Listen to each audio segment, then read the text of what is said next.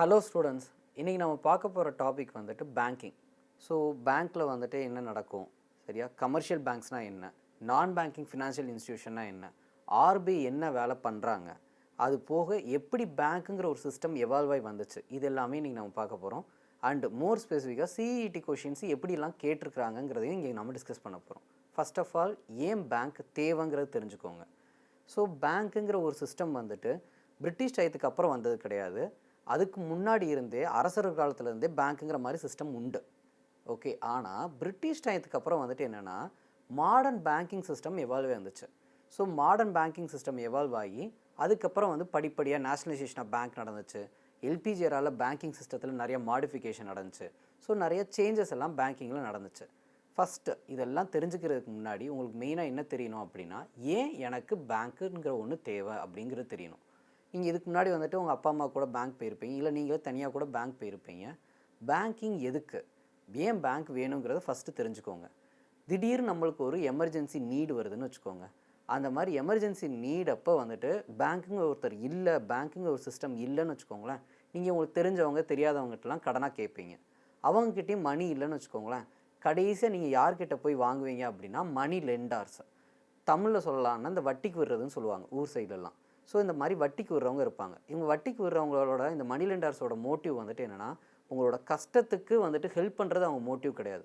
அவங்களோட மோட்டிவ் வந்துட்டு என்னென்னா, இது மூலமாக நிறைய ப்ராஃபிட் பார்க்குறது அவங்களோட மோட்டிவாக இருக்கும். ஸோ என்னென்னா, ஒரு அவங்களோட பர்சன்டேஜ் ஆஃப் இன்ட்ரெஸ்ட்டே எவ்வளோ இருக்குன்னா 20%, 30%க்கு வந்து வட்டிக்கு விடுவாங்க. ஸோ இதனால் வந்துட்டு என்னென்னா, நீங்கள் நிறையா அஃபெக்ட் ஆகுறீங்க. ஸோ இதெல்லாத்தையும் சரி பண்ணுறதுக்காக தான் பேங்க்குங்கிற ஒரு சிஸ்டமே நம்மளுக்கு தேவைப்படுது. ஸோ பேங்கிங்கிற சிஸ்டம் வந்துட்டு என்ன பண்ணோம் அப்படின்னா, உங்களுக்கு கம்மியான காசில் உங்களுக்கு லோன் கொடுப்பாங்க. அது போக உங்கள் மணி சேஃபாக வந்துட்டு ஒரு லாக்கரில் இருக்கும். வீட்டில் வச்சா வந்துட்டு தெஃப்ட் ஆகிறதுக்கு நிறைய பாசிபிலிட்டிஸ் இருக்குது, திருட்டு போகிறதுக்கான பாசிபிலிட்டிஸ் இருக்குது. ஸோ பேங்க்கோட ஐடியா என்னென்னா, சேவிங்ஸை இன்க்ரீஸ் பண்ணுறதுக்கும் அது போக உங்களுக்கு எமர்ஜென்சி நீடில் வந்துட்டு மணி ப்ரொவைட் பண்ணுறதுக்காக தான் பேங்க்கு. ஸோ இந்த பேங்க் வந்ததுக்கப்புறம் வந்துட்டு என்ன, மணி லெண்டர்ஸோட ஒரு ஒரு ஆக்குப்பை அவங்க பண்ணி வச்சுருந்த ஒரு மெஜாரிட்டியான ஒரு இதை வந்துட்டு ஓவர் கம் பண்ண முடிஞ்சிச்சு. சரிங்களா? ஸோ பேங்கிங் வந்துட்டு ஒரு மோஸ்ட் இம்பார்ட்டண்டான ஒரு விஷயம் பண்ணிக்கிட்டு இருக்கு. சரி, இந்த பேங்கிங் சிஸ்டம் எப்படி எவால்வ் ஆச்சுன்னு ஃபஸ்ட் தெரிஞ்சுக்கோங்க. பேங்கிங் சிஸ்டம் வந்துட்டு பிரிட்டிஷ் டயத்துலேருந்து மாடர்ன் பேங்கிங் சிஸ்டம் வந்துச்சு. நல்லா நான் வச்சுக்கோங்க, நான் தெளிவாக தான் சொல்கிறேன். ஏன்ஷியன் டயத்தில் ராஜாக்கள் காலத்துலேருந்தே நம்மக்கிட்ட பேங்க்குங்கிற மாதிரி ஒரு சிஸ்டம் இருந்துச்சு. மாடர்ன் பேங்கிங் சிஸ்டம் எப்போ வந்துச்சுன்னா பிரிட்டிஷ் தான் நம்மளுக்கு கொடுத்தாங்க. சரி, பிரிட்டிஷ் நம்மளுக்காக எதுக்கு வந்து இந்த பேங்கிங் கொடுத்தாங்கன்னு தெரிஞ்சுக்கோங்க. பிரிட்டிஷ் ஐயோ பாவம் மக்கள்லாம் வந்துட்டு மணி லெண்டர்கிட்ட மாட்டி கஷ்டப்படுறாங்களே அப்படிங்கிறதுக்காக பிரிட்டிஷ் நம்மளுக்காக வந்து பேங்க்கை க்ரியேட் பண்ணல. அவங்களோட ஈஸ்ட் இந்தியா கம்பெனி இருந்தாங்க. அவங்களுக்கு ட்ரேட் ஆக்டிவிட்டீஸ் நல்லா நடக்கணும் அப்படின்னா அவங்களுக்கு மணி தேவைப்பட்டுச்சு. அந்த மணியை வந்துட்டு அவங்க லோனாக வாங்கிக்கிறதுக்கு ஃபெசிலிட்டேட் பண்ணுறதுக்காக அவங்க பேங்கை க்ரியேட் பண்ணாங்க. அப்படி தான் பிரிட்டிஷ் டயத்தில் பேங்க்குங்கிற ஒரு system first modern banking system உள்ளே வந்துச்சு. அதுக்கப்புறம் எப்படி ஆச்சு அப்படின்னா, இண்டிபெண்டன்ஸ் வந்துச்சு. 1947 இண்டிபெண்டன்ஸ் ஆச்சு. இண்டிபெண்டன்ஸ்க்கு அப்புறம் வந்துட்டு பேங்கிங் சிஸ்டம் வந்துட்டு நிறைய சேஞ்சஸ் நடந்துச்சு. 1947 அப்புறம் பார்த்தீங்கன்னா இந்தியாவில் இருந்த பேங்க் எல்லாமே வந்துட்டு ப்ரைவேட் பேங்க்ஸ். சரி, இந்த ப்ரைவேட் பேங்க்ஸ் வந்துட்டு என்ன பண்ணுவாங்க அப்படின்னா, அவங்களும் லோன் தான் கொடுக்க போகிறாங்க. ஃபஸ்ட்டு பேங்க் எப்படி ப்ராஃபிட் மேக் பண்ணுதுங்கிற ஒரு பேசிக்கான அண்டர்ஸ்டாண்டிங் வச்சுக்கோங்க. அப்படின்னா தான் இந்த மொத்த பேங்கிங் சப்ஜெக்டே உங்களுக்கு புரியும். அது சப்ஜெக்ட்டுக்கு முக்கியம் இல்லை, ஆனால் அந்த சப்ஜெக்ட் புரியணும்னா பேங்க் எப்படி ரன் ஆகுதுங்கிறத தெரிஞ்சுக்கோங்க. பேங்க் நார்மலாக என்ன பண்ணுவாங்கன்னா, உங்ககிட்ட இருந்து டிமாண்ட் டெபாசிட்டு இல்லை வந்துட்டு டைம் டெபாசிட் வாங்குவாங்க. ஃபிக்ஸட் டெபாசிட், ரெக்கரிங் டெபாசிட் தான் வந்து டைம் டெபாசிட். டிமாண்ட் டெபாசிட்டுங்கிறது வந்துட்டு நீங்கள் நார்மலாக மணியை ஸ்டோர் பண்ணி வச்சுருக்கிற ஒரு டெபாசிட் அக்கௌண்ட்டு. ஸோ இந்த மாதிரி வாங்கி வைக்கிற காசை தான் அவங்க லெண்ட் பண்ணுவாங்க. சரியா? நான் எதுக்கு போய் அங்கே போய் டெபாசிட் பண்ணுறேன்னா, எனக்கு 2 ரீசன் இருக்குது. ஒன்று, என் மணி சேஃபாக இருக்கும். ரெண்டாவது, இன்னொரு ரீசன் ஏன் நான் போய் டெபாசிட் பண்ணுறேன்னா, டெபாசிட் இன்ட்ரெஸ்ட் ரேட் அப்படிம்பாங்க. நான் வந்துட்டு 100 டெபாசிட் பண்ணுறேன்னா பேங்க் வந்துட்டு எனக்கு 3% வட்டி கொடுப்பாங்க. அப்போ ஒரு வருஷம் கழித்து 103 ஆகும். ஸோ இந்த ஒரு பெனிஃபிட்டும் இருக்குது எனக்கு. ஸோ இந்த 2 ரீசனுக்காக நான் என் மணியை கொண்டு போய் அங்கே டெபாசிட் பண்ணுறேன். பேங்க் என்ன பண்ணுவாங்கன்னா, இதை லெண்ட் பண்ணுவாங்க. நம்மளோட எல்லா காசையும் எடுத்து யாராவது வந்துட்டு லோன் வேணும்னு வர்றவங்களுக்கு லெண்ட் பண்ணுவாங்க. Home loan, car loan, bike loan அந்த மாதிரி நிறைய லெண்ட் பண்ணி அதை வந்துட்டு என்னென்னா, அவங்க ஒரு லெண்டிங் ரேட் இருக்கும். லெண்டிங் இன்ட்ரெஸ்ட் ரேட் வந்துட்டு என்னென்னா 8ல் இருந்து 15% இல்லை 20% வரைக்கும் இருக்கும். சரிங்களா? ஸோ 8 to 15 to 20% வரைக்கும் இருக்கும். ஸோ இது மூலமாக அவங்களுக்கு ஒரு ப்ராஃபிட் வரும். அந்த ப்ராஃபிட் போக டெபாசிட்டுக்கும் உங்களுக்கு வந்துட்டு ஒரு 3%லேருந்து 5% அவங்க இன்ட்ரெஸ்ட் ரேட் கொடுப்பாங்க. இப்படி தான் பேங்க் ரன் ஆகும். ஸோ இந்த பேங்கிங் சிஸ்டம் எப்படி ரன் ஆகும் முதல்ல தெளிவாக தெரிஞ்சுக்கோங்க. நீங்கள் டெபாசிட் பண்ணுற மணியை தான் அவங்க லெண்ட் பண்ண போகிறாங்க. சரிங்களா? ஸோ இப்படி தான் பேங்கிங் சிஸ்டமே நடக்க போகுது. இப்போ 1947க்கு அப்புறம் என்னென்னா இருந்த பேங்க்ஸ் எல்லாமே என்னென்னா மோஸ்ட்லி ப்ரைவேட் பேங்க்ஸ் தான் இருந்துச்சு.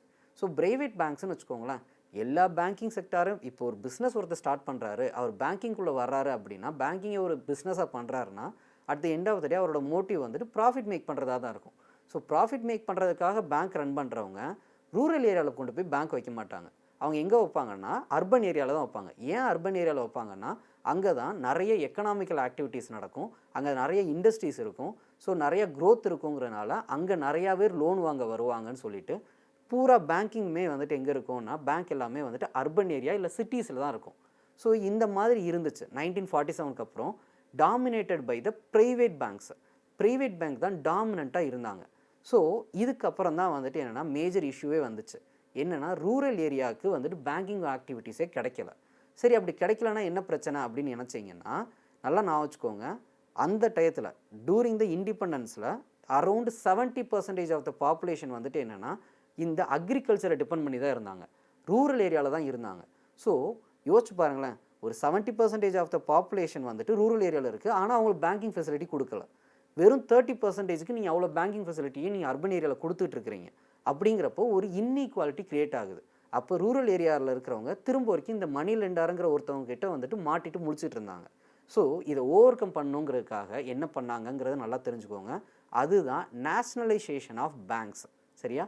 நேஷ்னலைசேஷன் ஆஃப் பேங்க்ஸ்னால் என்ன பண்ணுவாங்க அப்படின்னா அந்த ப்ரைவேட் பேங்க்கை வந்துட்டு கவர்மெண்ட் வாங்கிடும். சிம்பிளாக சொல்லணும்னா அப்படி சொல்லிடலாம். ப்ரைவேட் பேங்க் வந்துட்டு இனிமேல் என்னென்னா பப்ளிக் செக்டார் பேங்க்னு மாறிடும். ஃபார் எக்ஸாம்பிள், நான் ஒரு பேங்க் ரன் பண்ணிகிட்ருக்கிறேன், என் பேங்க்கோட நெட்ஒர்த் வந்துட்டு 1000 கோடி அப்படின்னா அந்த 1000 கோடியை கொடுத்து கவர்மெண்ட்டே அந்த பேங்க்கை வாங்கிடும். ஏன் இதை பண்ணாங்க அப்படின்னா வாங்கிட்டு அவங்க வந்துட்டு பிரான்ச்சஸ் எல்லாம் ரூரல் ஏரியாலையும் ஓப்பன் பண்ண ஆரம்பித்தாங்க. ஏன் அப்படின்னா ப்ரைவேட்டாக இருக்கிற வரைக்கும் அவங்களோட மோட்டிவ் வந்துட்டு வெறும் ப்ராஃபிட் மோட்டிவ் மட்டும்தான், வெல்ஃபேர் சொசைட்டி கிடையாது. சரியா? மக்களுக்கு நலன் கொண்டு போய் சேர்க்கணுங்கிறது வந்துட்டு ப்ரைவேட்டோட நோக்கமாக இருக்காது. அதனால தான் என்ன பண்ணாங்கன்னா அந்த பேங்க்ஸ் எல்லாத்தையும் வந்துட்டு எல்லா பேங்க்கையும் வாங்கலை, ஒரு சில பேங்க்ஸை மட்டும் வந்துட்டு அவங்க வந்துட்டு கையகப்படுத்தினாங்க. சரிங்களா? அவங்களுக்கு காசை கொடுத்து நேஷ்னலைசேஷன் ஆஃப் பேங்க்ஸ்ன்னு பண்ணாங்க. இதை ஃபஸ்ட்டு எப்போ பண்ணாங்க அப்படிங்கிறது நல்லா நான் வச்சுக்கோங்க.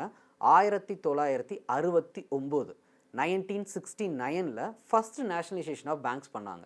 சரிங்களா? அதுக்கடுத்து 1980 அப்பையும் வந்துட்டு நேஷ்னலைசேஷன் பண்ணாங்க. அப்பையும் கொஞ்சம் பேங்க்ஸை வந்து நேஷ்னலைசேஷன் பண்ணாங்க. அப்படி தான் வந்துட்டு என்னென்னா நிறையா public sector bank, government banks வந்துச்சு. ஓகே, ஸோ இப்படி தான் பேங்க் வந்துட்டு கொஞ்சம் கொஞ்சமாக எவால்வ் ஆச்சு. அப்போ நல்லா நான் வச்சுக்கோங்க, 1947க்கு முன்னாடி வந்துட்டு சில பேங்க்ஸ் இருந்துச்சு. அது வந்துட்டு என்னென்னா ஈஸ்ட் இந்தியா கம்பெனியோட ட்ரேடை ஹெல்ப் பண்ணுறதுக்காக இருந்துச்சு. அதுக்கப்புறம் வந்துட்டு ப்ரைவேட் பேங்க்ஸ் இருந்துச்சு, அது பூராமே அர்பன் ஏரியாலையும் சிட்டிலையும் இருந்துச்சு. அதை சரி பண்ணுறதுக்காக நேஷ்னலைசேஷன் ஆஃப் பேங்க் பண்ணி அதை கொண்டு போய் ரூரல் ஏரியாலையும் nook and corners of India, hilly terrain எல்லா இடத்துலையும் கொண்டு போய் சேர்த்தாங்க. ஓகே, 1969 ஒரு நேஷ்னலைசேஷன் நடந்துச்சு, 1980 ஒரு நேஷ்னலைசேஷன் நடந்துச்சு.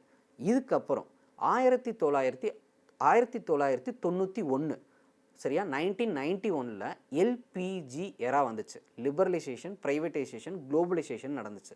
ஸோ இதில் பேங்கிங் செக்டர் இன்னும் நிறையா மாறுச்சு. எப்படின்னா ஃபஸ்ட்டு இந்த மாதிரி லிபரலைசேஷன், ப்ரைவேட்டைசேஷன், குளோபலைசேஷனால் நிறைய strict rules on the banks வந்துட்டு மாறுச்சு. அதனால் என்ன ஆச்சுன்னா நிறையா வெளிநாட்டில் இருந்து வங்கிங்க இங்கே வந்துச்சு. ஸோ வெளிநாட்டு வங்கிங்க எல்லாம் இங்கே ஓப்பன் பண்ண முடிஞ்சுச்சு. அது மட்டும்தான் நடந்துச்சுன்னா கிடையாது. இப்போ இங்கே இருக்கிற பேங்க்ஸ் எல்லாருமே வந்துட்டு என்ன ஃபாரின் கண்ட்ரிலையும் ஓப்பன் பண்ண ஆரம்பித்தாங்க. ஃபார் எக்ஸாம்பிள் எஸ்பிஐ எடுத்துக்கிட்டிங்கன்னா அது மித்த ஃபாரின் கண்ட்ரிஸ்லையும் கூட இருக்கும். ஸோ இந்த மாதிரி வந்துட்டு பேங்கிங் ஆக்டிவிட்டீஸ் பயங்கரமாக எக்ஸ்பேண்ட் ஆச்சு.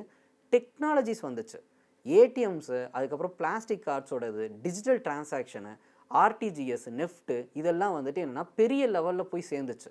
இது எல்லாத்துக்கும் காரணம் என்னென்னா இந்த எல்பிஜி எரா. ஸோ இப்படி படிப்படியாக பேங்கிங் சிஸ்டம் இவ்வளோ தூரம் க்ரோ ஆகி வந்திருக்கு. ஸோ இப்போ அதுலேயே பேங்கிங்லேயே பார்த்தீங்கன்னு வச்சுக்கோங்களேன், பேமெண்ட் பேங்க்னு ஒன்று இருக்குது. ஸோ அது போல் ஸ்மால் ஃபினான்ஸ் பேங்க்குன்னு இருக்குது. இந்த மாதிரி நிறைய பேங்கிங் ஃபெசிலிட்டிஸில் சேஞ்சஸ் வந்திருக்கு. ஸோ இப்படி தான் பேங்கிங் சிஸ்டம் எவால்வ் ஆகி வந்துச்சு. அது போக பேங்க்கோட நீட் என்னங்கிறத தெளிவாக தெரிஞ்சுக்கோங்க. இப்போ ஸ்பெசிஃபிக்கான டேட்டாஸை நம்ம பார்க்கலாம். ஸோ ஃபஸ்ட்டு பாருங்கள், evolution of Indian banks pre இண்டிபெண்டன்ஸில் எப்படி இருந்துச்சு, அதுக்கடுத்து போஸ்ட் இண்டிபெண்டன்ஸில் எப்படி இருந்துச்சுன்னு பார்த்துட்டு இருக்கோம். இதில் ஃபஸ்ட்டு ப்ரீ இண்டிபெண்டன்ஸில் வந்துட்டு என்னென்னா பேங்க் ஆஃப் ஹிந்துஸ்தான் இருந்துச்சு. ஓகே, பேங்க் ஆஃப் ஹிந்துஸ்தான் தான் ஃபஸ்ட்டு 1770 இந்த வருஷத்தை நான் வச்சுக்கோங்க. இதுலேருந்து நிறையா தடவை சிஇடி கொஷின்ஸ் கேட்டிருக்கிறாங்க. அது போக பிரசிடென்சி பேங்க்ஸ் க்ரியேட் பண்ணாங்க. பேங்க் ஆஃப் பெங்கால் 1806, அதுக்கடுத்து பேங்க் ஆஃப் பாம்பே 1840, அடுத்து பேங்க் ஆஃப் மெட்ராஸு 1843. சரிங்களா, இது எல்லாத்தையும் மெர்ஜ் பண்ணி 1921 இம்பீரியல் பேங்க் ஆஃப் இந்தியான்னு க்ரியேட் பண்ணாங்க. இந்த இம்பீரியல் பேங்க் ஆஃப் இந்தியா தான் கடைசியாக என்னதான் மாறுச்சுன்னா ஸ்டேட் பேங்க் ஆஃப் இந்தியான்னு மாறுச்சு. எப்போ அப்படின்னா 1955. ஓகே, மறந்துடாதீங்க. 3 பிரசிடென்சி பேங்க் இருந்துச்சு, அதை வந்து மெர்ஜ் பண்ணாங்க 1921. அதுக்கப்புறம் இண்டிபெண்டன்ஸ்க்கு அப்புறம் அதை ஸ்டேட் பேங்க் ஆஃப் இந்தியான்னு பேர் மாற்றினாங்க. சரிங்களா, இதை மறக்கவே மறக்காதீங்க. Next first wave of nationalisation in 1969. நான் ஏற்கனவே சொன்னேன் ஏன் நேஷ்னலைசேஷன் பண்ணாங்கன்ட்டு. ஏன்னா எல்லா பேங்க்ஸுமே வந்துட்டு கான்சன்ட்ரேட் ஆனது வந்துட்டு அர்பன் ஏரியாலையும் சிட்டிலையும். ஸோ பேங்கிங் ஆக்டிவிட்டீஸ் மக்கள் எல்லாருக்கும் போய் சேரணும், வெல்ஃபேர் சொசைட்டி க்ரியேட் ஆகணும் அப்படிங்கிறதுக்காக அதை மாற்றினாங்க. ஸோ நேஷ்னலைசேஷன் பண்ணாங்க. அப்போ 1969 14 பேங்க்கை நேஷ்னலைசேஷன் பண்ணாங்க. அதுவும் 50 கோடிக்கு மேலே வந்துட்டு டெபாசிட் இருக்கிறவங்கள வந்துட்டு ஸ்பெசிஃபிக்காக அந்த பேங்க்ஸை தான் வந்து நேஷ்னலைசேஷன் பண்ணாங்க. Next second wave of nationalisation எப்போ நடந்துச்சுன்னா 1980 நடந்துச்சு. அப்போ எப்போனா 200 கோடிக்கு மேலே டெபாசிட் வச்சுருக்கிறவங்க பேங்க்ஸ் எல்லாத்தையும் நேஷ்னலைசேஷன் பண்ணாங்க. அதுக்கடுத்து நான் சொன்ன எல்பிஜிரா, so liberalisation, privatisation, globalisation. For example இந்த எஸ்பிஐ பாருங்களேன், இப்போ ஆல் ஓவர் வேர்ல்டில் வந்துட்டு எஸ்பிஐக்கு வந்துட்டு பிரான்ச்சஸ் இருக்குது. ஸோ எல்பிஜிரால நிறைய மாற்றங்கள் வந்துச்சு, நிறைய டெக்னாலஜி வந்துச்சு. சரிங்களா, அதுக்கடுத்து நம்ம என்ன பார்க்க போகிறோம் அப்படின்னா கமர்ஷியல் பேங்க்ஸ்னால் என்ன, என்பிஎஃப்சிஸ்னால் என்னங்கிறத பார்க்க போகிறோம். சரி, கமர்ஷியல் பேங்க்ஸ்னால் என்ன அப்படின்னா நார்மலாக நீங்கள் ஒரு பேங்க்கில் போயிட்டு டெபாசிட் பண்ணுறீங்க, லோன் வாங்குறது, இந்த ஃபெசிலிட்டிஸை மட்டும் கொடுக்கறது தான் கமர்ஷியல் பேங்க்ஸு. சரிங்களா, ஸோ இதில் யாரெல்லாம் இருக்கிறாங்க அப்படின்னா public sector bank, private banks and foreign banks, இவங்க எல்லாருமே இருப்பாங்க. அதுக்கடுத்து யார் இருக்கானா என்பிஎஃப்ஐ. ஓகே, நான் பேங்கிங் ஃபினான்ஷியல் இன்ஸ்டிடியூஷன். சரி சார், அதுதான் கமர்ஷியல் பேங்க்ஸ்னு ஒன்று இருக்குது, அப்புறம் எதுக்கு இந்த என்பிஎஃப்ஐ அப்படின்னா இந்த என்பிஎஃப்ஐயோட வேலையே என்ன அப்படின்னா ஃபார் எக்ஸாம்பிள் லோன் ஆக்டிவிட்டீஸ் யாரெல்லாம் வாங்குவாங்க, நம்மளை மாதிரி மக்கள் போய் லோன் எடுப்பாங்க. அதை தாண்டி ஃபிம்ஸ் இருக்குது, சரியா, கம்பெனிஸ் இருக்குது. ஸோ இவங்களுக்கும் வந்து லோன் தேவைப்படும். இவங்களுக்கு லோன் எல்லாம் வந்துட்டு என்னென்னா பெரிய லெவலில் தேவைப்படும், 100 கோடி 1000 கோடி. ஏன்னா அவங்க ஒரு புது பிஸ்னஸ் ஸ்டார்ட் பண்ணலாம், ஒரு புது இன்ஃப்ராவை வந்து க்ரியேட் பண்ணலாம். அப்படிங்கிறப்ப அவங்களுக்கு பெரிய லெவலில் வந்துட்டு லோன் தேவைப்படும். இப்படி தேவைப்படுறப்ப நார்மலாக பேங்க் கிட்ட போனோன்னு வச்சுக்கோங்களேன், பேங்க் வந்துட்டு இவங்களுக்கு கொடுப்பாங்களா அவங்களுக்கு கொடுப்பாங்களாங்கிற ஒரு இஷ்யூ இருக்கும். ஸோ இது போக இருக்கிற லிமிட்டட் சோர்ஸில் எப்படி வந்துட்டு இவ்வளோ பெரிய மணியெல்லாம் கொடுக்க முடியுங்கிற பிரச்சனை வரும். அதனால தான் நான் பேங்கிங் ஃபினான்ஷியல் இன்ஸ்டிடியூஷன் ஒன்று க்ரியேட் பண்ணாங்க. இது வந்துட்டு ஒரு ஸ்பெஷலைஸ்டு பேங்கிங் சர்வீஸ். நல்லா நான் வச்சுக்கோங்க, இவங்க டிமாண்ட் டெபாசிட்ஸ் வாங்க மாட்டாங்க. அப்படின்னா என்னென்னா பேங்க் மட்டும்தான் உங்ககிட்ட இருந்து டிமாண்ட் டெபாசிட்ஸ் எடுப்பாங்க. அதாவது நீங்கள் உங்கள் மணியை டெபாசிட் பண்ணுவீங்க, அந்த மணியை மொத்தமாக வச்சு அவங்க லோன் கொடுப்பாங்க. இந்த என்பிஎஃப்ஐ வந்துட்டு என்ன பண்ணுவாங்க அப்படின்னா அவங்க டிமாண்ட் டெபாசிட் எடுக்க மாட்டாங்க. அப்புறம் எப்படி சார் இவங்களுக்கு காசு வரும், இவங்க எப்படி வந்துட்டு எல்லாருக்கும் வந்துட்டு லென் பண்ணுவாங்க அப்படின்னா ஒன்று இவங்க ஷேர் மார்க்கெட்டில் ஒரு கம்பெனியாக இருப்பாங்க, அதில் யாராவது இன்வெஸ்ட் பண்ணுவாங்க, அந்த மணியை லென் பண்ணி ப்ராஃபிட் பார்ப்பாங்க. ஸோ இந்த மாதிரி வந்துட்டு இல்லை அவங்களோட ஓன் மணியாக இருக்கும். அது எப்படி சார் அவ்வளோ மணி வச்சுருப்பாங்க அப்படின்னா இருக்கிறாங்க ஹை நெட்ஒர்த் இண்டிவிஜுவல் அப்படிம்பாங்க. நிறைய காசு வச்சுருக்கிறவங்க இந்த மாதிரி என்பிஎஃப்ஐ கூட ஸ்டார்ட் பண்ணி அதில் லென் பண்ணுவாங்க. நார்மலாக பேங்க்கோட இன்ட்ரெஸ்ட் ரேட் வந்துட்டு என்னென்னா 8% இருந்து ஒரு 20% இருக்கும். இந்த என்பிஎஃப்ஐயோட இது வந்துட்டு என்னென்னா ஈவன் 30 to 40% இருக்கும். ஏன்னா இவங்க ரிஸ்க் அதிகமான லெண்டிங் ஆக்டிவிட்டி பண்ணுறாங்க. ஃபார் எக்ஸாம்பிள் இப்போ நீங்கள் லோன் வாங்குறீங்கன்னா ஒரு வருஷத்தில் இருந்து இல்லை ஒரு 10 வருஷம் இல்லைன்னா வந்துட்டு ஹோம் லோன்னா ஒரு 20லேருந்து 30 வருஷம் வந்துட்டு டைம் பீரியடில் நீங்கள் லோன் வாங்குவீங்க. ஓகேயா, ஸோ இந்த டைம் பீரியடுங்கிறது வந்துட்டு ரிஸ்க் வந்துட்டு மெயின்லாம் கம்மியாக தான் இருக்கும். இதே இது ஒரு இண்டஸ்ட்ரி ஸ்டார்ட் பண்ணுறாங்கன்னு வச்சுக்கோங்க, அந்த இண்டஸ்ட்ரியை கட்டி முடித்து அது ஆப்ரேஷன் வந்து அது ப்ராஃபிட் மேக் பண்ணுறதுக்கே டைம் பீரியட் ஆகும். அப்போ அதுக்கு நடுவில் என்ன வேணாலும் நடக்கலாம், ரிசெஷன் வரலாம், பேங்க் வந்துட்டு பேங்க் ஆப்ரேஷனில் ஏதாவது இஷ்யூஸ் வரலாம், இல்லை இண்டஸ்ட்ரீஸில் ஏதாவது பிரச்சனை வரலாம், அந்த செக்டார் அஃபெக்ட் ஆகலாம், இவ்வளோ இஷ்யூஸ் இருக்குது. இப்படி இருக்கிறப்ப வந்துட்டு என்னென்னா இந்த என்பிஎஃப்ஐ லென் பண்ணுறது என்னென்னா ரிஸ்க் அதிகமாக இருக்கும். ஏன்னா டைம் பீரியட் கூட கூட ரிஸ்க் வந்துட்டு அதிகமாகிக்கிட்டே இருக்கும். அப்படி இருக்கிறப்ப இவங்க ஹையஸ்ட் இன்ட்ரெஸ்ட் ரேட்டில் தான் லெண்ட் பண்ணுவாங்க. ஸோ இவங்க வந்துட்டு என்ன ஸ்பெஷலைஸ்டு பேங்கிங் ஃபெசிலிட்டி கொடுக்குறாங்க. இவங்களோட மெயின் மோட்டிவே வந்துட்டு என்னென்னா இண்டஸ்ட்ரீஸ்க்கு லெண்ட் பண்ணுறதா தான் இருக்கும்.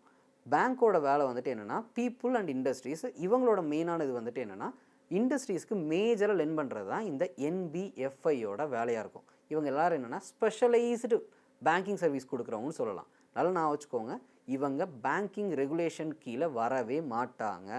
ஒன்று. ரெண்டாவது வந்துட்டு என்ன, இவங்க டிமாண்ட் டெபாசிட்ஸ் வாங்கவே கூடாது. மக்கள்கிட்ட இருந்து சேவிங்ஸ் மணியாவோ இல்லை வந்துட்டு டைம் டெபாசிட்டாவோ வாங்கி அதை லெண்ட் பண்ணுறதுக்கு இவங்களுக்கு பவர் கிடையாது. இதனால் நான் வச்சுக்கோங்க. அதுக்கடுத்து நம்ம என்ன பார்க்க போகிறோன்னா ரொம்ப ரொம்ப இம்பார்ட்டண்டான டாப்பிக்கு.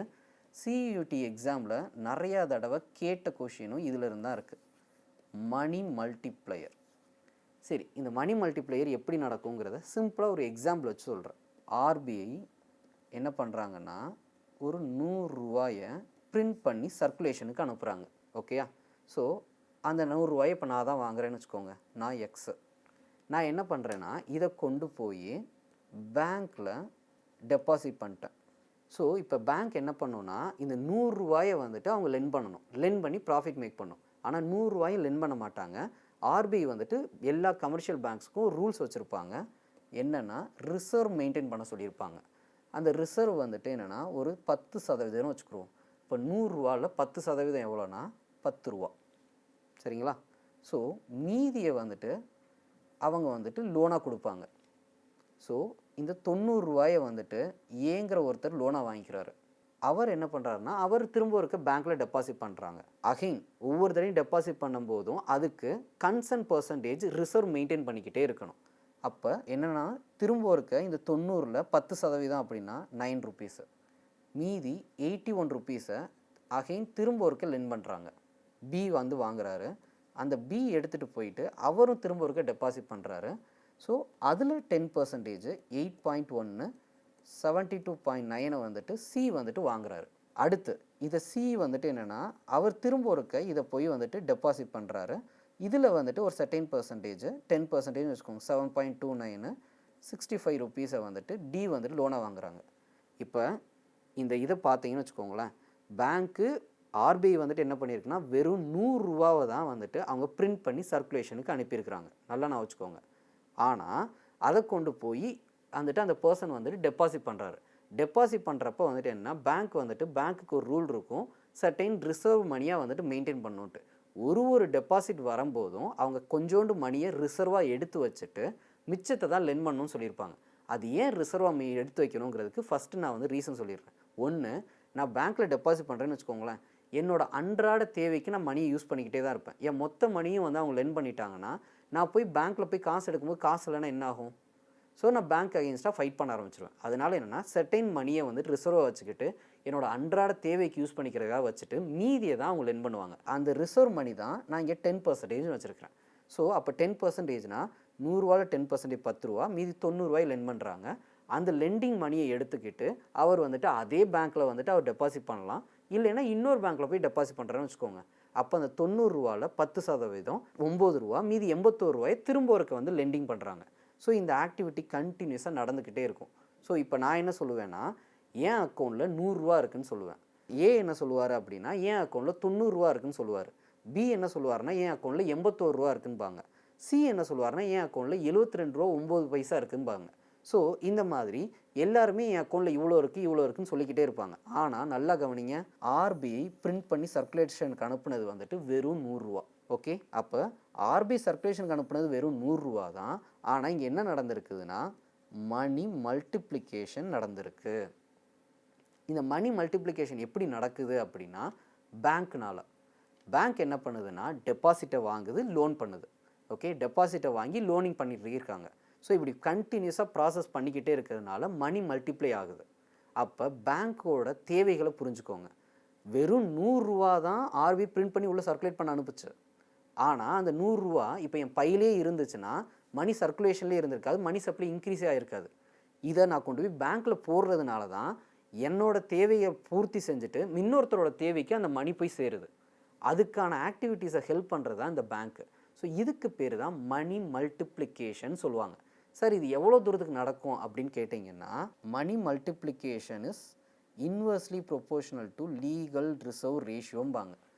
இந்த ரிசர்வ் சொன்னேன் தெரியுமா 10%, அதுதான் லீகல் ரிசர்வ் ரேஷியோ. சரிங்களா? ஸோ அப்போ money multiplication equal to 1/10%. So 1/10%னா 1/0.1, ஸோ 10. ஸோ மணி மல்டிப்ளிகேஷன் எவ்வளோ தடவை நடக்கும்னா 10 டைம்ஸ் நடக்கும்னு சொல்லியிருக்கு. அப்போ 100 ரூபா தான் வந்துட்டு ஆர்பிஐ உள்ளே கொடுக்குது. 10 டைம்ஸ் மணி மல்டிப்ளிகேஷன் நடக்குதுன்னா 1000 ரூபாயா மாறும். அது எப்படின்னா, நான் என்ன சொன்னேன், என் அக்கௌண்ட்டில் 100 ரூபா இருக்குன்னு சொன்னேன். ஏ என்ன சொல்லுவார், என் அக்கௌண்ட்டில் 90 ரூபா இருக்குன்னு பாரு. பி என்ன சொல்லுவார், என் அக்கௌண்ட்டில் 81 ரூபா இருக்கும்பாங்க. சி வந்துட்டு என்ன சொல்லுவார்னா, என் அக்கௌண்ட்டில் 72 ரூபா 9 பைசா இருக்கும்பாங்க. ஸோ இந்த மாதிரி வந்துட்டு விர்ச்சுவலாக மணி மல்டிப்ளை ஆகிக்கிட்டே இருக்கும். இது காரணம் தான் என்னென்னா பேங்க்கு. இந்த பேங்க் வந்துட்டு என்ன பண்ணுதுன்னா, மணியை வாங்குது, லென் பண்ணுது. டெபாசிட்ஸை வாங்குறாங்க, லென் பண்ணுறாங்க. இந்த ப்ராசஸ் கண்டினியூஸாக நடந்துக்கிட்டே இருக்கிறதுனால மணி மல்டிப்ளிகேஷன் நடந்துக்கிட்டே இருக்கும். சரி, இந்த மணி மல்டிப்ளிகேஷனை எப்படி கண்ட்ரோல் பண்ணுவாங்க ஆர்பிஐ அப்படின்னா, அதுக்கு தான் இந்த ரிசர்வ் ரேஷியோ தெரியுமா, இந்த லீகல் ரிசர்வ் ரேஷியோ. இந்த லீகல் ரிசர்வ் ரேஷியோ எவ்வளோ பெர்சன்டேஜ் இருக்கணும் அப்படிங்கிறத ஆர்பிஐ தான் முடிவு பண்ணுவாங்க. ஃபார் எக்ஸாம்பிள், இப்போ 100 ரூபாயை வந்துட்டு அவங்க சர்க்குலேஷன் விட்டுருக்காங்க. லீகல் ரிசர்வ் ரேஷியோ வந்துட்டு 50% இருக்குதுன்னு வச்சுக்கிறோம். அப்போ என்னென்னா 100 ரூபாவில் 50% அவங்க ரிசர்வாக வைக்கணும், மீதி 50% தான் அவங்க லென் பண்ணணும்னு சொல்லிட்டாங்க. அப்போ 50 ரூபா ரிசர்வாக போயிடும், 50 ரூபா தான் வந்து லென் பண்ண முடியும். ஓகே, அப்போ அதை லென் பண்ணதுக்கப்புறம் அந்த 50 ரூபாயை வந்துட்டு ஏ வந்துட்டு அவர் வந்துட்டு கடனாக வாங்கிட்டு வந்துட்டு அவர் டெபாசிட் பண்ணுறாரு. ஸோ அந்த 50 ரூபாவில் திரும்ப இருக்க 50% 25 ரூபா, 25 ரூபாயை திரும்ப ஒருக்கு லென் பண்ணுறாங்க. அதை பி வாங்குறாரு, அந்த 25 ரூபாயை கொண்டு போய் அவர் டெபாசிட் பண்ணுறாரு.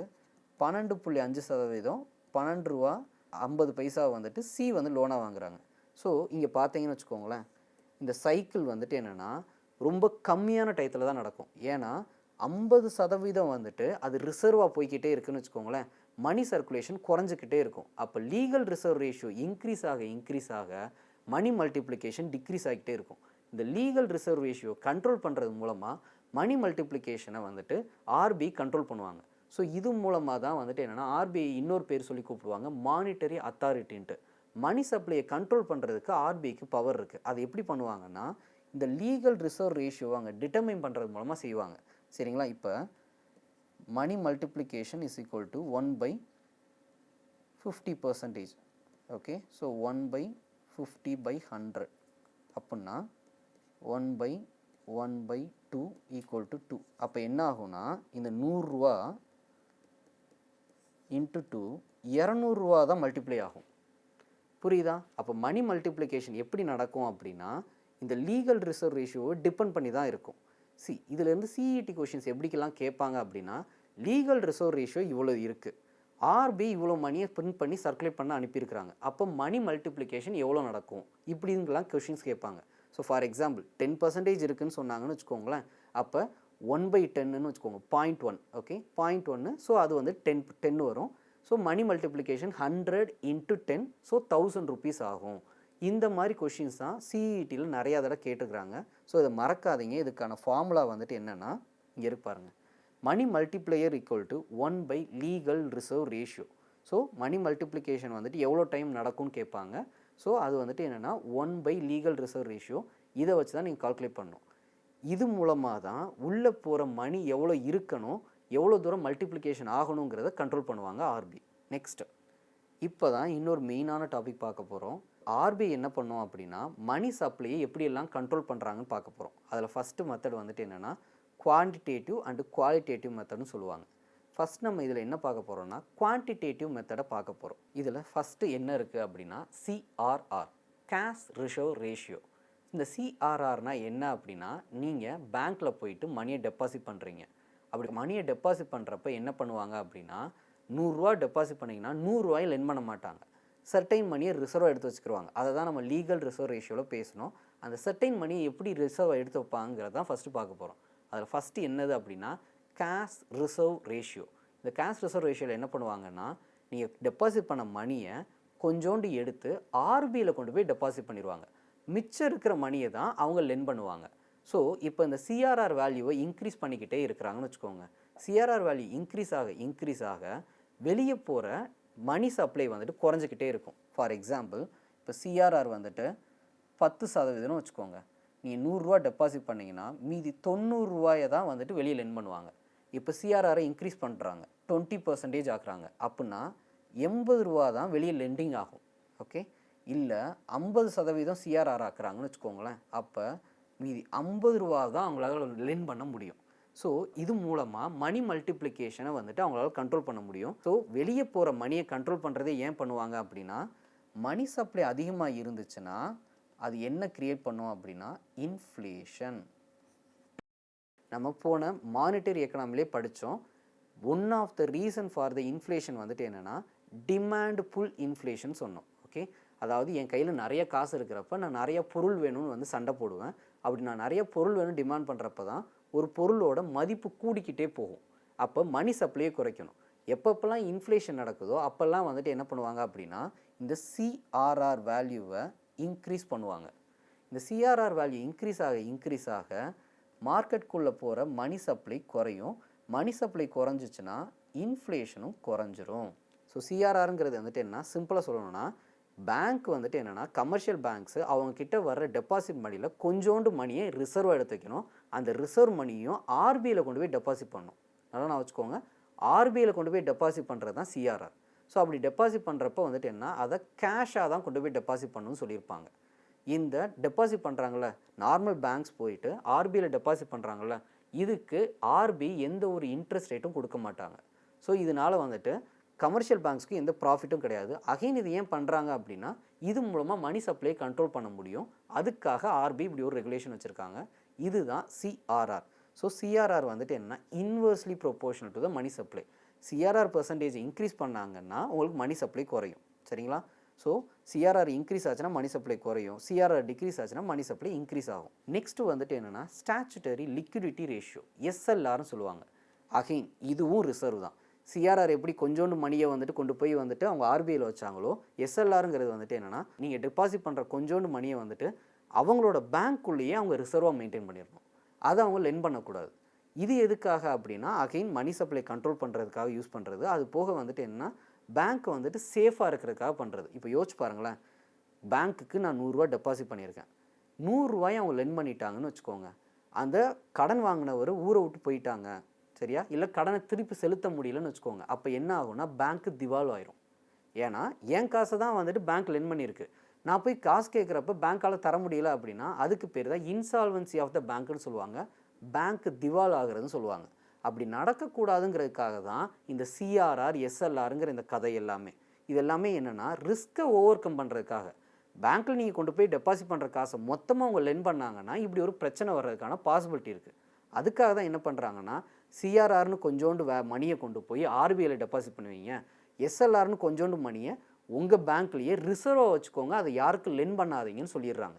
ஸோ இப்போ ரெண்டையும் வச்சு பாருங்களேன், சிஆர்ஆர் வந்துட்டு ஒரு 5% இருக்குதுன்னு வச்சுக்கோங்க, எஸ்எல்ஆர் வந்துட்டு ஒரு 15% இருக்குதுன்னு வச்சுக்கோங்க.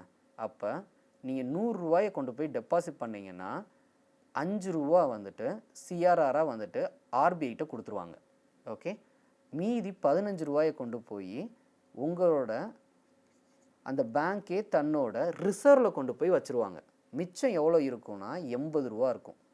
இந்த 80 தான் அவங்க லென் பண்ணுவாங்க. இப்படி தான் லெண்டிங்கே பண்ணுவாங்க. ஸோ இது எதுக்காக அப்படின்னா ரிஸ்க்கை ஓவர் கம் பண்ணுறதுக்காக அவங்க பண்ணுற ஒரு ஸ்ட்ராட்டஜி. ரிஸ்க்கை ஓவர் கம்மும் பண்ணலாம், அதே நேரத்தில் வந்துட்டு என்னன்னா இது மூலமாக ஆர்பிஐயால் மணி சப்ளையை கண்ட்ரோல் பண்ண முடியும். இந்த 2 ரீசனுக்காக தான் வந்துட்டு என்ன சிஆர்ஆர் அண்ட் எஸ்எல்ஆர் இது ரெண்டையும் சேர்த்து தான் லீகல் ரிசர்வ் ரேஷியோன்னு சொல்லுவாங்க. இந்த லீகல் ரிசர்வ் ரேஷியோ வச்சு தான் நம்ம மணி மல்டிப்ளிகேஷனுங்கிற கான்செப்டை பார்த்தோம். ஓகே, நல்லா புரிஞ்சுக்கோங்க. சிஆர்ஆருங்கிறது வந்துட்டு என்னென்னா அது ஒரு சர்டைன் ரிசர்வ், அந்த ரிசர்வை கொண்டு போய் ஆர்பிஐயில் வச்சுருக்கணும் பேங்க்கு. எஸ்எல்ஆருங்கிறது வந்துட்டு அதுவும் ஒரு ரிசர்வ் மணி தான், ஆனால் அது அவங்களோட பேங்க்லேயே வச்சுக்கலாம், ஆனால் அதை லென் பண்ணக்கூடாது. இது ரெண்டுமே எதுக்காக அப்படின்னா ரிஸ்க்கை ஓவர் கம் பண்ணுறதுக்கும் மணி சப்ளை கண்ட்ரோல் பண்ணுறதுக்கும் ஆர்பிஐ வந்துட்டு இப்படி ஒரு ஸ்ட்ராட்டஜி வச்சுருக்காங்க.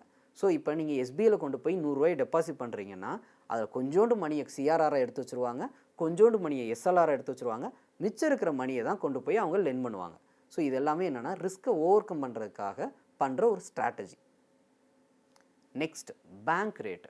பேங்க் ரேட்டு இது எதுன்னா அப்படின்னா, இப்போ நான் ஒரு கமர்ஷியல் பேங்க்னு வச்சுக்கோங்க. ஃபார் எக்ஸாம்பிள் நான் வந்துட்டு இந்தியன் ஓவர்சீஸ் பேங்க் ஐஓபி பேங்க்னு வச்சுக்கோங்க. எனக்கு இப்போ லென் பண்ணுறதுக்கு மணி இல்லை. ஓகே, எனக்கு டிமாண்ட் நிறையா இருக்குது, என்கிட்ட நிறையா பேருக்கு வந்துட்டு மணி கேட்டு வர்றாங்க, ஆனால் எனக்கு லென் பண்ணுறதுக்கு மணி இல்லை. அப்போ நான் யார்கிட்ட கடன் வாங்கலாம்? பேங்க்கே வந்து கடன் வாங்க முடியும். பேங்க்குக்கிட்ட தான் நம்ம எல்லோரும் கடன் வாங்குவோம், ஆனால் பேங்க்கே ஒருத்தர்கிட்ட கடன் வாங்குவாங்க, அவங்க தான் ஆர்பிஐ. ஓகே, ஸோ பேங்க்கு ஆர்பிஐ கிட்டேருந்து கடன் வாங்குறாங்க. எந்த ரேட்டில் வாங்குவாங்கன்னா பேங்க் ரேட்டில் வாங்குவாங்க. சரிங்களா? நார்மலாக நீங்கள் இப்போ கடன் வாங்குறீங்கன்னு வச்சுக்கோங்களேன், கொலாட்ரல்னு ஒன்று கொடுக்கணும். கொலாட்ரல்னால் என்னென்னா அடமானமாக ஏதாவது கொடுக்கணும். அப்படி கொடுத்தா தான் ஓகே, இப்போ நீங்கள் 10 லட்ச ரூபா கடன் வாங்க போகிறீங்கன்னா அதுக்கு ஈக்குவலண்ட்டான ஏதாவது ஒன்று கொலாட்ரலாக கொடுத்து தான் கடன் வாங்க முடியும். ஸோ அப்போ இங்கே பேங்க்கே வந்துட்டு என்ன பண்ணுது அப்படின்னா ஆர்பிஐ கிட்டேருந்து கடன் வாங்குது. ஆனால் ஒரு நல்ல ஒரு விஷயம் என்ன அப்படின்னா, இந்த பேங்க் ரேட்டில் நார்மலாக கமர்ஷியல் பேங்க்ஸ் போய் ஆர்பிஐட்ட கடன் வாங்குறாங்க அப்படின்னா வித்தவுட் அ கொலாட்ரல் வாங்கிக்கிற முடியும். இதுதான் இதில் ஒரு யூனிக்கான விஷயம். நல்லா வச்சுக்கோங்க, பேங்க் ரேட்டில் வாங்குறது வந்துட்டு என்னென்னா வித்தவுட் அ கொலாட்ரல். சரிங்களா? கொலாட்ரலே இல்லாமல் நார்மலாக இருக்கிற ஐஓபியோ இந்தியன் பேங்க்கோ எஸ்பிஐயோ போய் ஆர்பிஐ கிட்ட கடன் வாங்கிக்கிற முடியும். அதனால தான் என்ன சொல்லுவாங்க அப்படின்னா ஆர்பிஐ வந்துட்டு பேங்கர்ஸ் பேங்க்னு சொல்லுவாங்க. பேங்க்குக்கே பேங்கிங் ஆக்டிவிட்டீஸ் கொடுக்கறது தான் ஆர்பிஐ. நார்மலாக எனக்கு காசு தேவைன்னா நான் பேங்க்கில் போய் லோன் வாங்குவேன், ஆனால் அந்த பேங்க்குக்கே லோன் வேணும்னா அதுக்கு யார் கொடுப்பாங்க அப்படின்னா ஆர்பிஐ தான் கொடுக்கும். நிறையா விதத்தில் வந்துட்டு ஆர்பிஐ கிட்டேருந்து நார்மலாக பேங்க் கடன் வாங்க முடியும். அதில் ஒன் ஆஃப் த வே தான் என்னென்னா இந்த பேங்க் ரேட்டு. இந்த பேங்க் ரேட்டில் வந்துட்டு ஆர்பிஐ கிட்டேருந்து கடன் வாங்குறப்ப வித்தவுட் அ கொலாட்ரல் வாங்க முடியும். ஸோ அடமானமாக வந்துட்டு பேங்க் எதுவுமே வைக்காமல் ஆர்பிஐ கிட்டேருந்து வாங்க முடியும். நல்லா யோசிச்சு பாருங்களேன், இப்போ என்கிட்ட ஒருத்தர் காசு கேட்டு வராரு, ஆனால் அடமானமாக எதுவுமே கொடுக்காமல் வந்துட்டு என்கிட்ட காசு கேட்காருன்னு வச்சுக்கோங்களேன். அப்போ நான் என்ன பண்ணுவேன்னா இன்ட்ரெஸ்ட் ரேட்டை அதிகமாக வச்சு கொடுப்பேன். புரியுதா? அப்போ அதே மாதிரி தான் பேங்க் ரேட் வந்துட்டு என்னென்னா நார்மலாக கொஞ்சம் இன்ட்ரெஸ்ட் ரேட் அதிகமாக இருக்கும். ஏன்னா வித்தவுட் அ கொலாட்ரல் ஆர்பிஐ பேங்க்குக்கு வந்து கடன் கொடுக்குது. அதனால வந்துட்டு என்னென்னா இன்ட்ரெஸ்ட் ரேட் கொஞ்சம் இதில் அதிகமாக இருக்கும். அது போக இதனால தான் என்னென்னா ஆர்பிஐ வந்துட்டு பேங்கர்ஸ் பேங்க்னு சொல்லுவாங்க. பேங்க்குக்கே லென் பண்ணுற அளவுக்கு வந்துட்டு ஆர்பிஐயில் மட்டும் தான் பண்ண முடியும். ஸோ ஆர்பிஐ வந்துட்டு பேங்கர்ஸ் பேங்க்னு சொல்லுவாங்க. நல்லா நான் வச்சுக்கோங்க, இந்த பேங்க் ரேட்டை இன்க்ரீஸ் பண்ணுறது டிக்ரீஸ் பண்ணுறது மூலமாக மணி சப்ளையை குறைக்க முடியும். அது எப்படி பண்ண முடியும்னா, இப்போ யோசிச்சு பாருங்கள், நான் வந்துட்டு பேங்க் கிட்ட போயிட்டு கடன் கேட்குறேன். சரிங்களா? எனக்கு வந்துட்டு பேங்க் வந்துட்டு என்னென்னா ஒரு 8% 15% எனக்கு வந்துட்டு அவங்க லென் பண்ணுவாங்க. இந்த பேங்க்குக்கு இப்போ மணி இல்லைன்னு வச்சுக்கோங்களேன், அவங்க என்ன பண்ணுறாங்க அப்படின்னா போயிட்டு ஆர்பிஐ கிட்டேருந்து லோன் வாங்குறாங்க. இப்போ பேங்க் ரேட் வந்துட்டு ஒரு 3% தான் இருக்குதுன்னு வச்சுக்கோங்களேன். இப்போ டிஃப்ரென்ஸை பாருங்களேன், கிட்டத்தட்ட 5% வருது. 8% மட்டும் வச்சாலுமேவும் 5% வருது. அப்போ இந்த 5% வந்துட்டு பேங்க்குக்கு ப்ராஃபிட்டு. ஓகே, அப்போ பேங்க் ரேட்டு கம்மியாக பேங்க்னால் நிறைய ப்ராஃபிட் மேக் பண்ண முடியும். சரியா? அப்போ பேங்க் ரேட்டு குறைய என்ன பண்ணுவாங்க அப்படின்னா நிறையா வந்துட்டு ஆர்பிஐ கிட்டேருந்து கடன் வாங்கி மக்களுக்கு லென் பண்ணுவாங்க. ஓகே, அப்போ இந்த மாதிரி லென் பண்ண என்ன ஆகும் அப்படின்னா மணி சப்ளை கூடிக்கிட்டே இருக்கும். ஓகே, அப்போ பேங்க் ரேட்டு குறைஞ்சிச்சுன்னா மணி சப்ளை கூடும். சரிங்களா? இப்போ அப்படியே ரிவர்ஸாக சொல்கிறேன்னே, பேங்க் இருக்குது, பேங்க் உங்களுக்கு 8% வந்துட்டு லென் பண்ணுறாங்க, ஆனால் அவங்களுக்கு காசு இல்லை. இப்போ போயிட்டு ஆர்பிஐட்ட கடன் கேட்குறாங்க.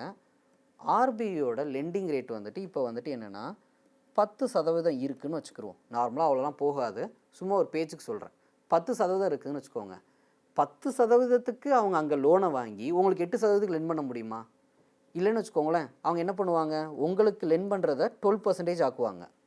அப்படி ஆக்குறாங்கன்னு வச்சுக்கோங்களேன், இப்போ அவங்களுக்கு 2% லாபம் வருங்கிறதுக்காக 12%க்கு உங்களுக்கு கொடுக்குறாங்கன்னே வச்சுக்கிருவோம். ஆனால் 12%க்கு நான் ஏன் லோன் வாங்கணுங்கிற மைண்ட் செட் உங்களுக்கு வந்துடும். நம்மளோட தேவையை கொஞ்சம் குறைச்சிக்கிருவோன்னு சொல்லிவிட்டு நீங்கள் கடன் வாங்குறத குறைச்சிருவீங்க. அப்போ கடன் வாங்குறத குறைச்சிட்டிங்க அப்படின்னா ஆட்டோமேட்டிக்காக மணி சப்ளையும் குறைஞ்சிடும். ஓகே, ஸோ இது மூலமாக மணி சப்ளையை இன்க்ரீஸ் பண்ணுறது டிக்ரீஸ் பண்ணுறது எப்படி பண்ணுவாங்கன்னா இந்த பேங்க் ரேட்டை இன்க்ரீஸ் பண்ணுறது டிக்ரீஸ் பண்ணுறது மூலமாக வெளியே போகிற காசை வந்துட்டு கண்ட்ரோல் பண்ண முடியும். ஸோ அகெயின் இந்த பேங்க் ரேட்டை யார் டிசைட் பண்ணுவாங்கன்னா அதுவும் ஆர்பிஐ தான் டிசைட் பண்ணும். ஓகே, ஸோ இந்த ஆர்பிஐயோட வேலையை என்ன அப்படின்னா உள்ளே எவ்வளோ மணி சர்க்குலேட் ஆகிட்டு இருக்கு அதை கண்ட்ரோல் பண்ணுறது மூலமாக இன்ஃப்ளேஷனை கண்ட்ரோல் பண்ணுறாங்க. சரிங்களா? Next repo rate. பேங்க் ரேட்டில் என்ன பார்த்தோம்? ஆர்பிஐ கிட்ட இருந்து நார்மல் கமர்ஷியல் பேங்க்ஸு கடன் வாங்குறாங்கன்னு பார்த்தோம். வித்தவுட் அ கொலாட்ரல்னு பார்த்தோம். ஓகே, இந்த ரெப்போ ரேட்னா என்னென்னா அகெயின் அதே தான் பேங்க் வந்துட்டு என்ன ஆர்பிஐ கிட்ட இருந்து கடன் வாங்க போகுது, ஆனால் வித் அ கொலாட்ரல். அவ்வளோதான், பெரிய வித்தியாசம்னா இல்லை.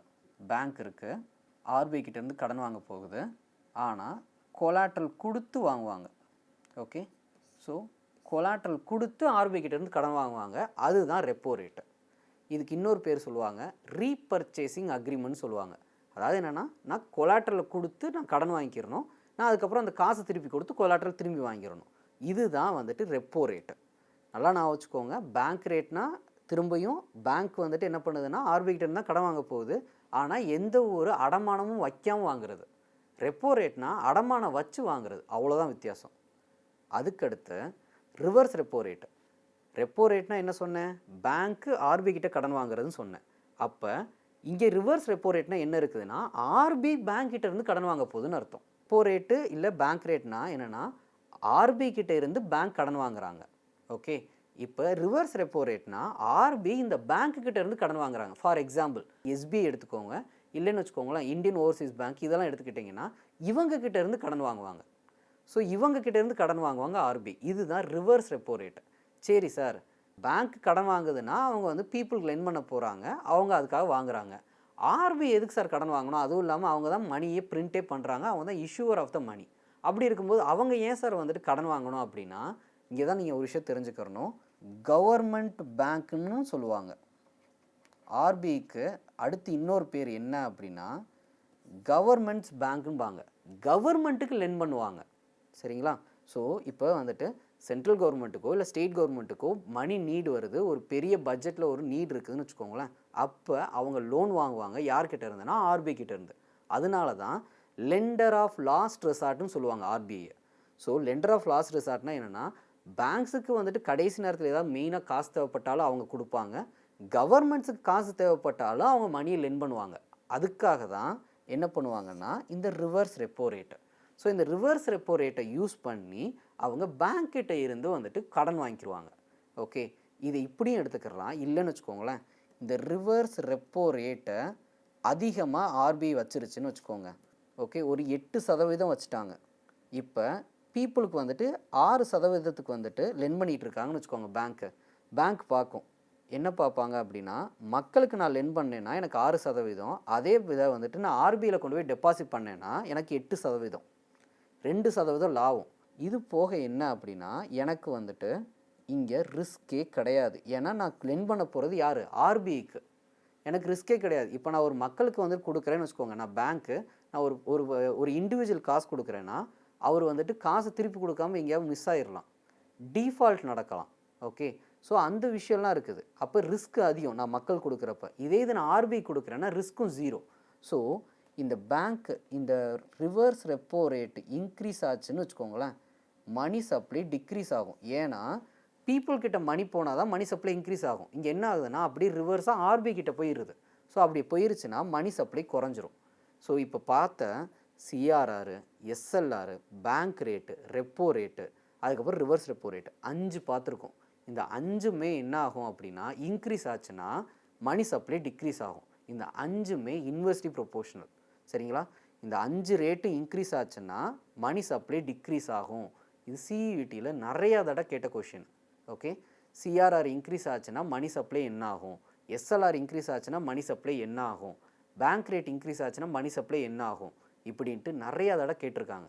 ஸோ நல்லா நான் வச்சுக்கோங்க, இந்த 5 ரேட்டுமே இன்க்ரீஸ் ஆச்சுன்னா மணி சப்ளை குறையும், இந்த 5 ரேட்டு குறைஞ்சிச்சுன்னா மணி சப்ளை இன்க்ரீஸ் ஆகும். இது நிறையா தடவை கேட்ட கொஷின். ஓகேங்களா? Next open market operation. அது என்ன சார் ஓப்பன் மார்க்கெட் ஆப்ரேஷன்னா, அதுக்கு முன்னாடி உங்களுக்கு கவர்மெண்ட் செக்யூரிட்டிஸ் அப்படின்னா என்னன்னு தெரியணும். கவர்மெண்ட் செக்யூரிட்டிஸை தமிழில் என்ன சொல்லுவாங்க அப்படின்னா கடன் பத்திரம்பாங்க. சரிங்களா? அரசாங்கத்தோட கடன் பத்திரம்.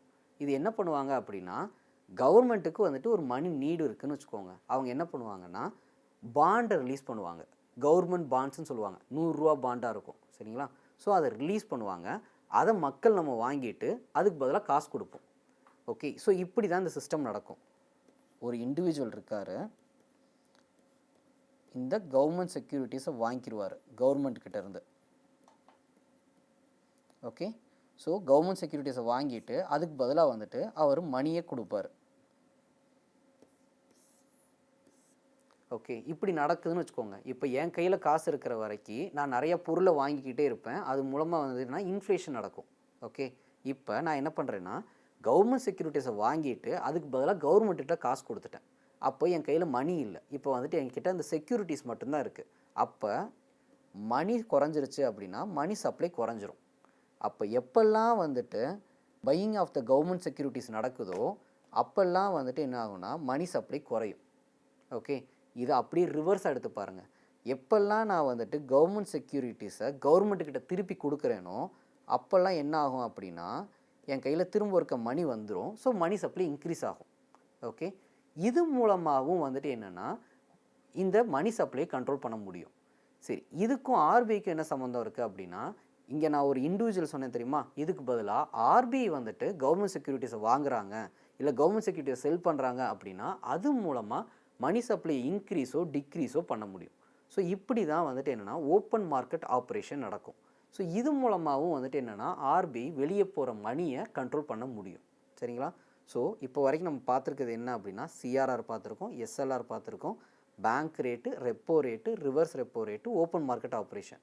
இப்போ பார்த்த எல்லாமே வந்துட்டு என்னென்னா குவான்டிடேட்டிவ், சரியா, பர்சன்டேஜஸை வச்சு நடக்கிறது.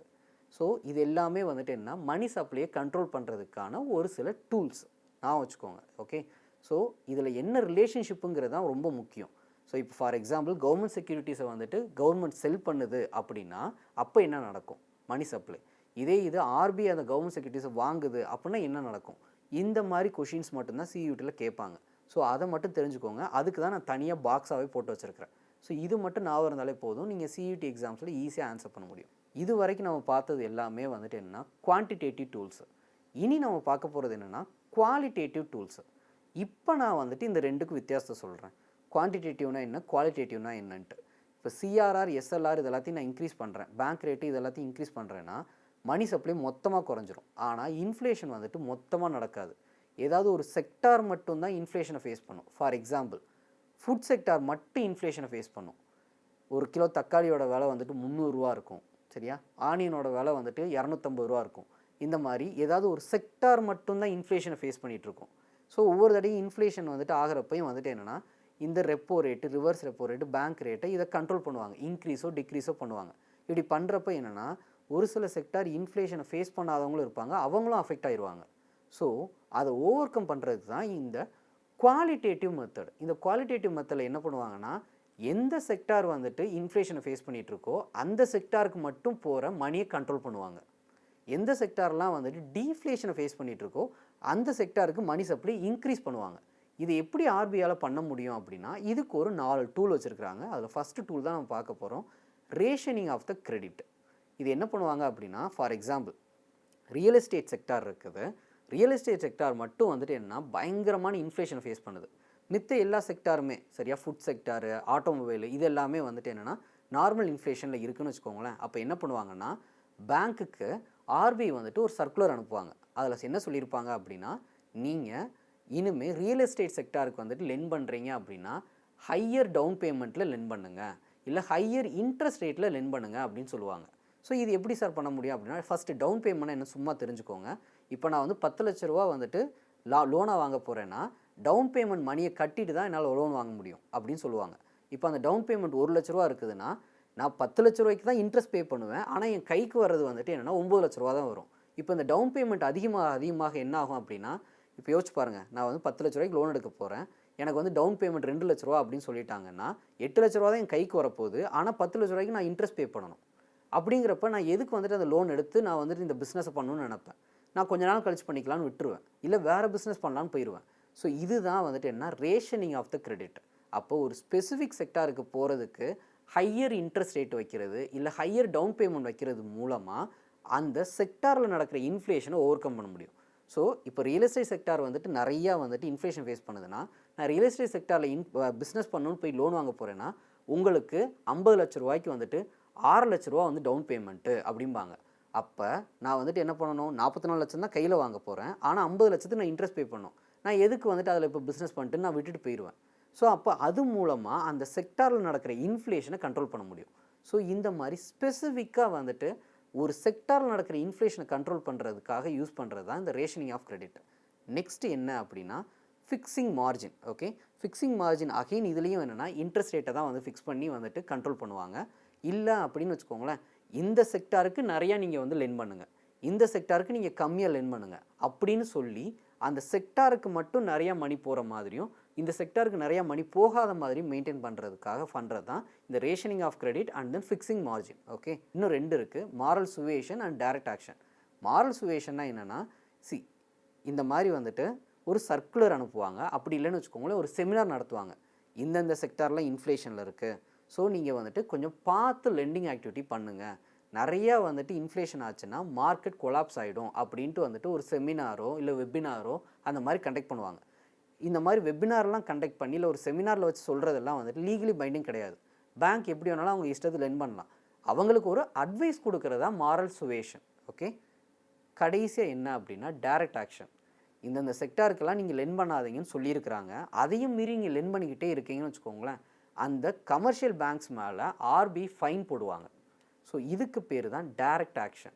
ஸோ இந்த மாதிரி குவாலிட்டேட்டிவாக அண்டு குவான்டிடேட்டிவாக வந்துட்டு மணி சப்ளையை கண்ட்ரோல் பண்ணி இன்ஃப்ளேஷன் நடக்காமல் பார்த்துக்கிறதுக்காக ஆர்பி நிறைய வேலை பார்க்குறாங்க. ஓகே, அதுதான் நம்ம பார்த்தோம். ஃபஸ்ட்டு சிஆர்ஆரில் வந்துட்டு என்னென்னா கொஞ்சோண்டு மணியை கொண்டு போய் ஆர்பியில் டெபாசிட் பண்ணி வச்சுருக்கணும், அதுவும் கேஷாக தான் வச்சுருக்கணும். அடுத்து எஸ்எல்ஆர்.